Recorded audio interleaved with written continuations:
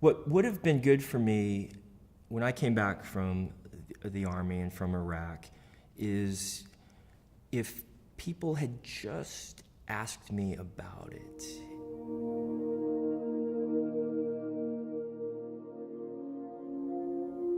My name is Brayden Yoder. I'm 35 years old. I served in the U.S. Army from June of 2000 through November of 2004, and I'm a filmmaker. What led me to serve in the Army was a desire to serve the country and everything that came with that, or whatever I thought it was at that age. My father had been in the Army for a couple of years in the 60s. My grandfather had been a career Army officer, so there had been a tradition of service. Coming from a small place like Hawaii, where I was born and raised, it held out the promise of being able to travel, see more of the country, meet people from all over, and actually contribute something back to the country.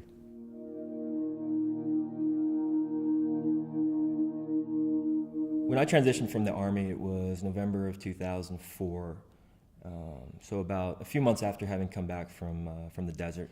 And so all of a sudden now to have to readjust, it's definitely something different. And then to come home to people who haven't had the same experience and they don't know how to access what you've gone through. They don't know how to ask questions, and sometimes they feel guilty, and so they don't want to ask questions. There's a great part of Casablanca when Humphrey Bogart is getting drunk, and he's talking about how everybody's asleep all over the world. You know, what time is it in New York City? They're sleeping in America. They're sleeping all over the world.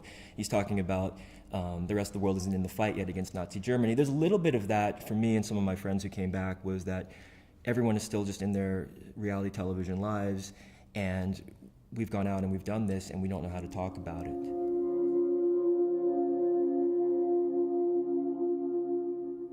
A lot of times when they say veterans don't talk about their experience, surely it's because people don't ask them sometimes, and people don't have that common knowledge, that common language with which to deal with. So it just becomes easier not to talk about it. So I think one question that I would have liked to have been asked is, so what was your job over there?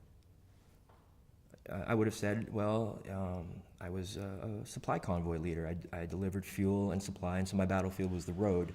I wasn't going house to house looking for insurgents or terrorists, but I was on the road every day and leading soldiers on 15 truck convoys to different parts of Baghdad to deliver supplies and to deliver fuel. And so psychologically, you know, my battlefield was the fact that the attack could be coming from anywhere. So I think that might be a good place to start. What did you do over there? What was your job? Why don't you tell me about it a little bit? Most veterans want to talk about what they went through.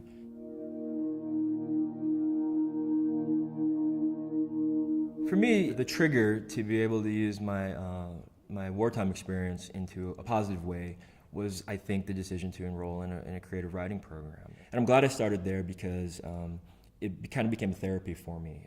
I didn't go to any sort of PTSD counseling. I don't think I need that, but we all sort of have issues when we come back that we need to talk about, and being able to write about it was very, very cathartic for me. Now, not everybody's a writer, but this is why I was impressed by what the Wounded Warriors Project does, because you're around people who are telling you it's okay to talk.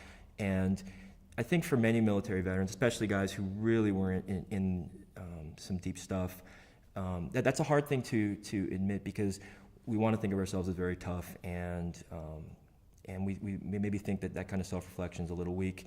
But I've found in my experience and amongst my friends, it's helpful to have that kind of outlet. Speaking for myself and some of my friends who served and got out, I think the number one thing for us is just this idea of this huge divide between the military world and the civilian world. And it's difficult as a country, I think, if the same people are being asked to go and fight these wars over and over again, and it's not a shared sacrifice amongst the entire country. So then at that point, we have to ask ourselves, do we continue to ask these people to keep going back, the same 1% or less than 1%, to keep doing our dirty work? Or do we cut back on our commitments across the globe? Or do we ask for more sacrifice from other people in the community?